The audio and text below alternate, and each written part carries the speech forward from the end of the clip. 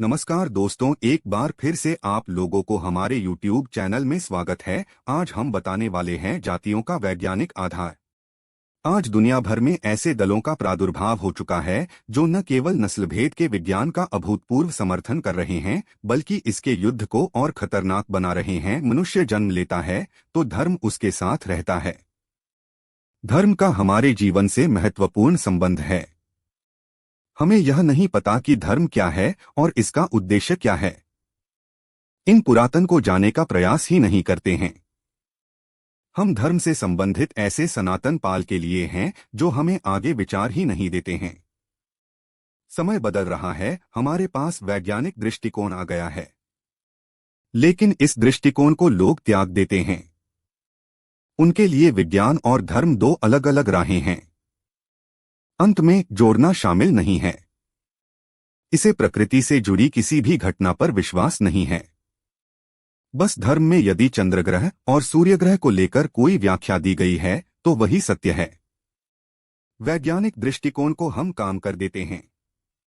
धर्म का संबंध हम ईश्वर से और उनके पूजनीय के दर्शन तक सीमित कर देते हैं। इसके अतिरिक्त हम मनुष्य तक को इस आधार पर विभाजित कर देते हैं। यही कारण है कि आज मनुष्य हिंदू, मुस्लिम, सिख, बौद्ध आदि धर्मों में विभाजित हो गया है। यह वह अंधविश्वास है जो इंसान को सदियों से पलटा आया है और आगे भी इस पर विश्वास है।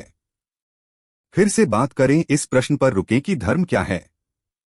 मनुष्य द्वारा किसी की सहायता करना, किसी के दुख को कम करना आदि कार्य किए जाते हैं।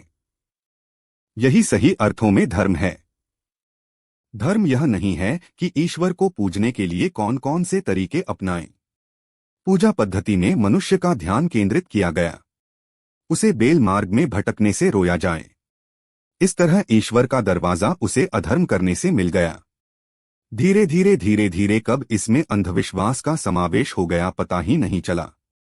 हम धर्म से हट गए। पूजा पद्धति को धर्मशास्त्र कहते हैं। व्रत, पूजा आदि को बढ़ावा मिला। हम इन पर इतना विश्वास करने लगे कि इंसान से हमारा नाता टूट गया। हमारा विश्वास और आस्था मंदिर, मस्जिद और चर्च तक सीमित रहे। हमें सड़क पर घायल पड़े व्यक्ति की ओर से देखना धर्म का अर्थ नहीं समझा गया। हमने मंदिर पर दीपक जलाना अधिक धर्म समझा। यह धर्म नहीं है। मानवीय सही अर्थों में धर्म है। हमारे पूज्य पुरुषों ने मनुष्य को धर्म का सहारा लेने के लिए त्याग मार्ग से निकलने के लिए कहा था। मनुष्य ने अपने जीवन में अच्छाई, परोपकार और प्रेम भाव की भावनाएं बनाकर जैसे धर्म का निर्माण किया है।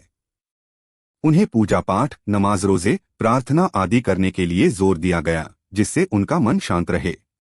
सभी धर्मों ने कुछ बातें विशेष रूप से बताई हैं। उनके अनुसार इंसान से प्रेम करे, सबके साथ मिलकर रहना, सबका कल्याण करे जैसी बातें कही गई हैं। किसी भी धर्म ने कभी यह नहीं कहा कि वह युद्ध में भाग लेगा। हमारी आस्था और विश्वास में कमजोर हमारी आईने सोच का परिणाम है। मूल रूप से हमें धर्म के बारे में नाम से जाना जाता है। तो उम्मीद करता हूं कि जानकारी अच्छी लगी होगी, तो वीडियो को लाइक करें और चैनल पर नए हैं तो चैनल को सब्सक्राइब करें और कमेंट में जय भीम लिखना ना भूलें। नमस्कार।